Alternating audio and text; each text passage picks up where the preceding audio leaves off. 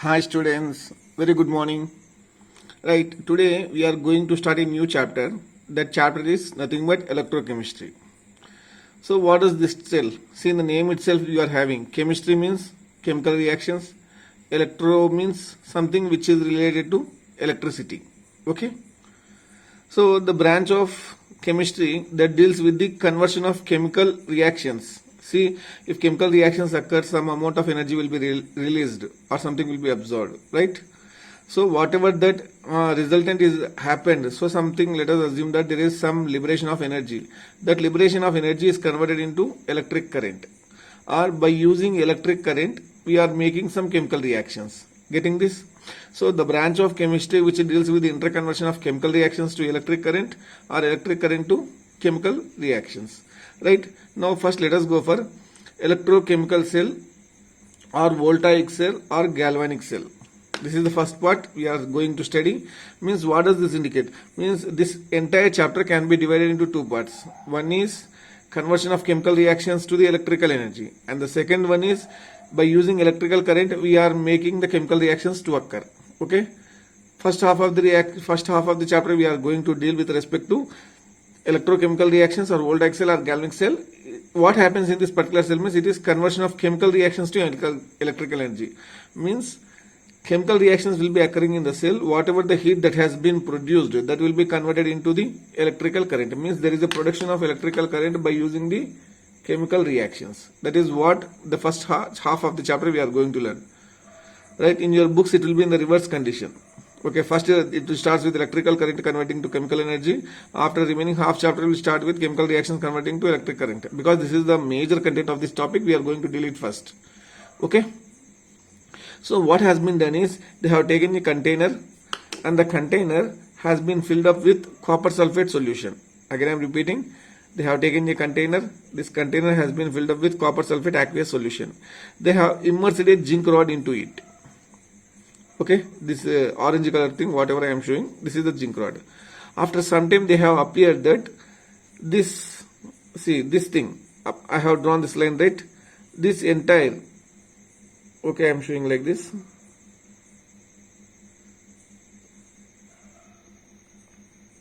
Okay, this entire remaining thing has been dissolved in the copper sulfate and it has formed as precipitate. See, you are taking a container. In that container you have taken a copper sulfate solution which is blue in color, right? In that you have immersed a zinc rod.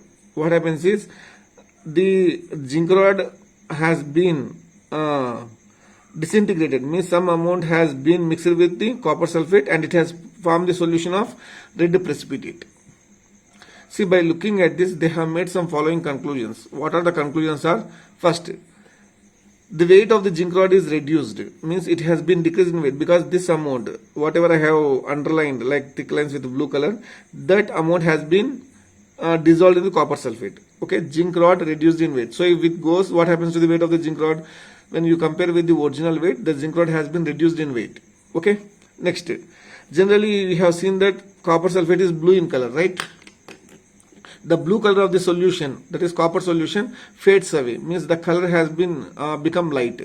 The thick copper sulfate solution will become lighter blue color solution. Okay, and third point is there is formation of the red precipitate. Okay, red precipitate has been formed here. And while doing this, if you calculate the temperature, before if you calculate something, if you are doing at the temperature, if you place a thermometer like this, okay, if you place a thermometer and if you calculate the temperature in the thermometer, you have observed that the temperature of the solution has been raised and delta G is less than 0. As there is a production of energy, there is a spontaneous redox reaction. So whenever there is a spontaneous redox reaction, what is meant by spontaneous? Any reaction which occurs by itself. Redox reaction means reduction plus oxidation. Okay, spontaneous any redox reaction, there is direct conversion of reduction reaction in the same container. Whenever this is occurring in the same container, then delta G will be less than 0. So whenever there is a spontaneous redox reaction, there is direct conversion of when there is a spontaneous redox reaction in a same container, then automatically delta G will be less than 0. That is, it will be having the negative value. Spontaneous means like this will be understanding. What is meant by delta G? Delta G means change in Gibbs energy. I hope that you are good with respect to delta G. Already you have learned in your first year. Okay, regarding how delta G will be less than 0, we will be learning again. Right? Delta G is less than 0. This is a spontaneous redox reaction. For this we have shown. What happened in this? Means whatever the zinc is present, by losing 2 electrons, it has converted to Zn plus 2. Zinc has been converted to Zn plus 2 by losing 2 electrons. And we know that loss of electrons is called as oxidation. And what happened to this copper sulfate? In this copper sulfate, copper ions are present, right? Copper Cu plus. Copper plus 2, whatever the electrons, see you are getting 2 electrons from zinc here. Zinc has been dissolved in this. Okay, electrons are liberated. These electrons, whatever that are liberated, those are captured by the copper ions, because the solution is copper sulfate, right? In copper sulfate, what you will be having the ions? You will be having copper plus 2, SO4 minus 2. Okay, this copper plus 2 from the solution, they will take the 2 electrons, okay, and they will set as the precipitate. Okay, see again I'm repeating. Zinc has lost 2 electrons. It has been converted to Zn plus 2. Means this solution is now, this copper sulfate solution is with Zn plus 2 ions also. This Zn plus 2, what happened when zinc has been converted to Zn plus 2? It has liberated 2 electrons. Those 2 electrons are captured by the copper sulfate. Copper sulfate is the liquid solution, whatever you are having here, are captured by the copper plus 2, and this copper plus 2 has been converted to copper. Okay. See, copper plus 2, by capturing 2 electrons, it has been converted to copper, means it is the reduction reaction. So if you sum up the entire reaction, 2 electrons will be cancelled. Zn plus Cu plus 2 getting converted to Zn plus 2 plus Cu. So oxidation is occurring. Oxidation has been done on the zinc rod. Reduction has occurred in the solution. Okay. Zinc rod has been converted to Zn plus 2 plus 2 electrons. Oxidation. Copper plus 2 in the liquid solution. Okay, aqueous solution. It has captured the 2 electrons which are liberated by the zinc rod, and it has been converted to copper. Okay, that is called as reduction. You should be very clear with these students. So, in detail, if you learn still, in detail means by taking separately. So, I am taking a beaker, taking zinc rod in the zinc sulfate, copper rod in copper sulfate. Okay. See, in the previous question, what I have done is I have taken zinc rod in copper sulfate solution. Now what I am taking is zinc rod in zinc sulfate, copper rod in copper sulfate. So what happens? Already see, zinc sulfate I am taking in this container. This is the zinc rod, copper rod in copper sulfate solution. So what happens? Zinc from this, it comes into the solution. So in zinc sulfate solution, what happens to Zn plus 2 concentration? The Zn plus 2 concentration goes on increasing. Getting this? Zinc rod has been dipped in zinc sulfate solution. As zinc rod gets disintegrated, see this entire part, it gets dissolved in this one. So that what happens? This zinc sulfate solution is enriched with Zn plus 2. So what happens? It will liberate 2 electrons, right? The 2 electrons, whatever that are liberated by Zn plus 2, they will deposit on the rod. Again I am repeating, zinc sulfate is dipped with zinc rod. Zinc rod undergoes disintegration. That zinc rod, Zn plus 2 comes into the solution, and 2 electrons are liberated by when zinc comes into solution as Zn plus 2. The 2 electrons are deposited on this rod itself. So in this what happens? Copper, whatever that is present in the solution, it takes the 2 electrons, okay, and it gets deposited on the copper rod. So copper in this solution is getting extra deposited on this one. Here original rod is getting disintegrated. Here there is no disintegration of the rod for zinc, for copper. Okay. What is happening here? Zinc undergoing disintegration, zinc is coming to here, electrons are getting deposited on the electrode. So what happens? More amount of electrons will be getting deposited. As more number of electrons are present on this rod, it is indicated with the negative charge. So what happens? This one passes like this, it goes through this connection and it reaches here. What happens? The copper, whatever that is present in the solution, it absorbs the electrons, whatever that are coming from the rod, because they are coming from here, circuit. Okay, it absorbs that electrons and it gets deposited on the copper rod. Getting? So here copper rod. So if it is getting deposited, copper plus 2 is getting deposited on this, means what you are getting? You are getting positive charge. right? So this rod is called as positive charge rod and this rod is called as negative charge rod. So wherever anode is occurring, anode is indicated with the negative sign, cathode is indicated with the positive sign. Be careful, be very careful, because anion is negative charge, it goes towards anode in electrolysis. But here you remember, here it is anode, oxidation is occurring, but anode is indicated with the negative sign. This is the only exception. Anode, due to more electron deposition, it is taken as negative charge.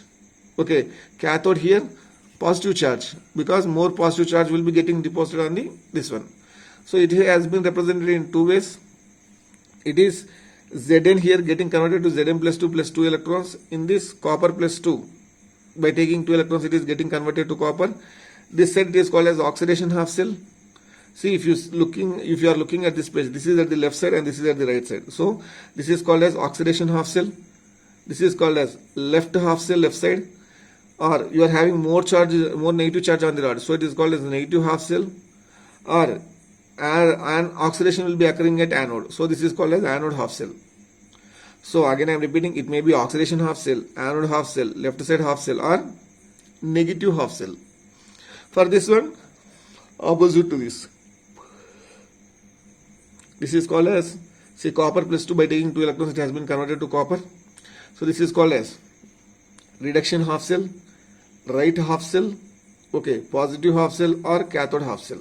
Again I am repeating, reduction half cell, and this reduction is occurring at the right side, so it is called as right half cell, or it is also called as positive half cell or cathode half cell. See, you can remember this word lone.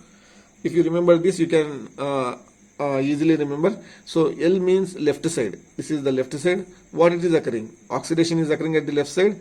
A means anode and N means negative. All these are for left side only. See, this is left side. Left side, what you are occurring? Oxidation is occurring. A, it is taken as anode, and N means negative. Okay. See, left side, here it has become, second thing is left side, oxidation is this one, negative is this one, anode is this one. So if you remember the lone, you will be getting the left hand side things. Okay.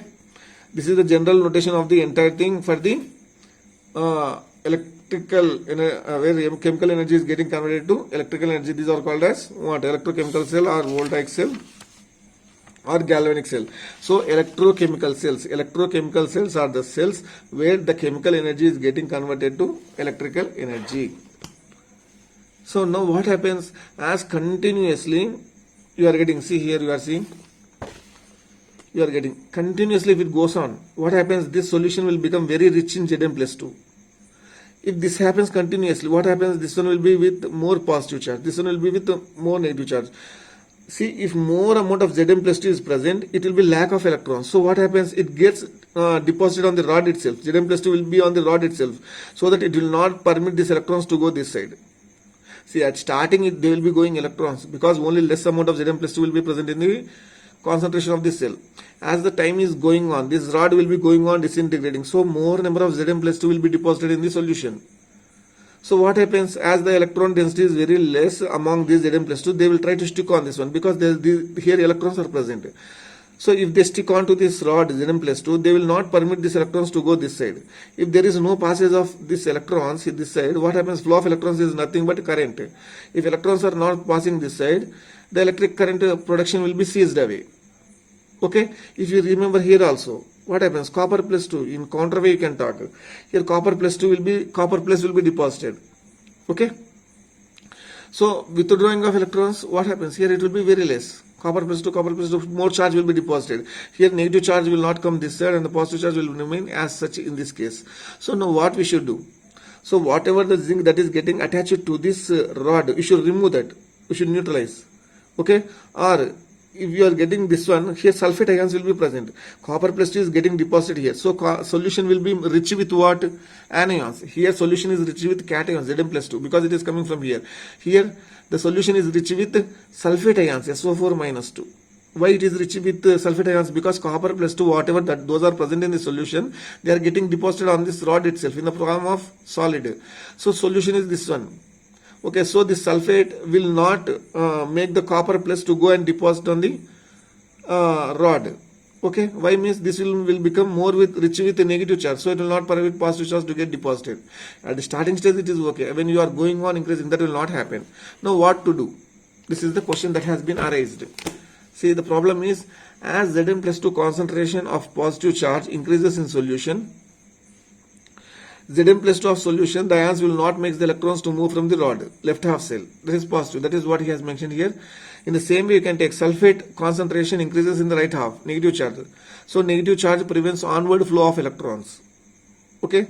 See, electron should come from that side. No, sulfate is present here more means that is negative charge. So it will not accept the electrons. So it will not accept the electrons. So it will try to make the electrons to move backward direction itself. So for this problem, the solution is the construction of a salt bridge. Okay, salt bridge will be in the inverted U shape. This is constructed in this form, and it in the middle of the U shape, inverted U tube shell, it is filled with electrolyte, and that electrolyte should be inert. For this problem, it is filled with, it is solved with by taking a salt bridge, and that salt bridge, okay, that salt bridge is filled with an electrolyte that is inert. That electrolyte may be KCl, K2SO4, KNO3, NH4Cl in agar-agar, NH4Cl in agar-agar, powder in semi-solid state. So these are the conditions what you can take. Agar-agar means the biological students are very clear. That is the type of the jelly substance you can prepare. Okay, or instead of agar-agar you can take any other gel-like substance. So the solution contains either KCl, it contains K2SO4 or ammonium chloride. Entire agar-agar is a paste. It will be a semi-solid paste. In that the powder of this one will be present. So that the entire combination will become a semi-liquid state, like our curd. You will be having curd, right? Or you can take any gel substance like our gum also, thick gum.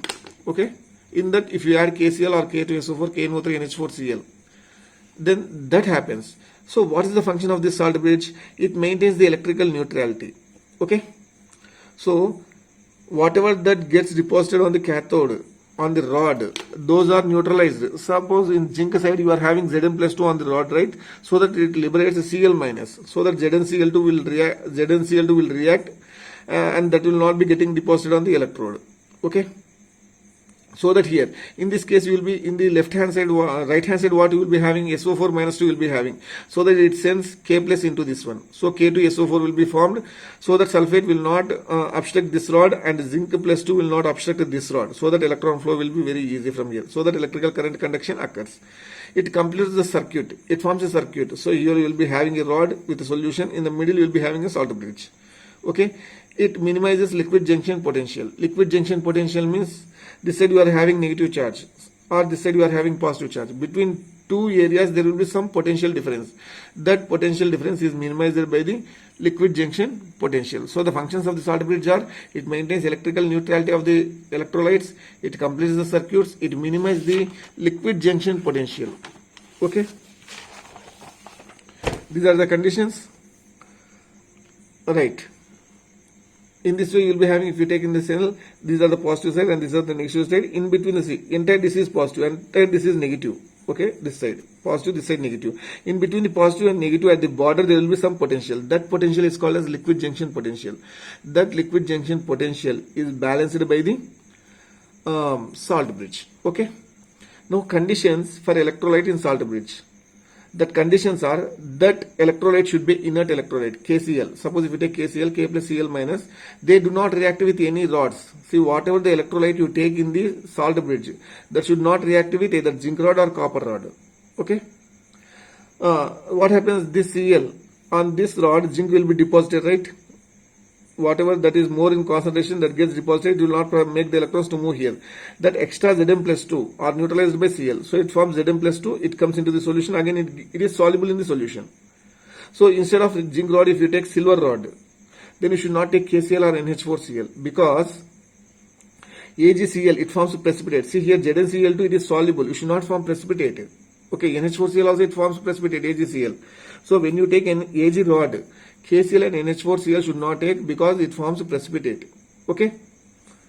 See, whatever you take the extra substance in the salt bridge, so the salt bridge will be like this in this pattern.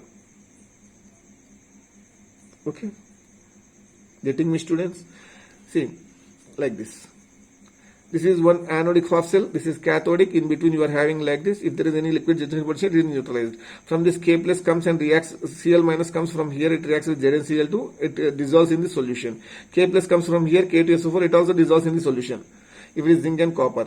Suppose if you take silver rod, you should not take KCl as well as NH4Cl because it forms a precipitate. Then there is a problem, right?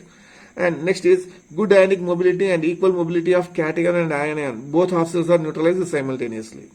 Okay, there should be good ionic mobility. The ions should move very easily, and those should move with equal fastness. Okay, equal mobility of cation and anion. Good ionic mobility means they should move freely, and equal mobility. So only cation should not move freely. Anion also should move easily. How much freely it is moving? Cation is moving with the same freeness. The anion also should move. Both half cells are neutralized simultaneously. Here cations will be neutralized, here anions will be neutralized. Both should be done at the same time. That should be the characteristics of the salt bridge. So the salt bridge should contain inert electrolyte, and it should contain the good ionic mobility and equal mobility of the cation and anion simultaneously, and the both half cells should be neutralized simultaneously. Okay students, if you have any doubts you can ask me. This is for today. Have a nice day. Bye bye.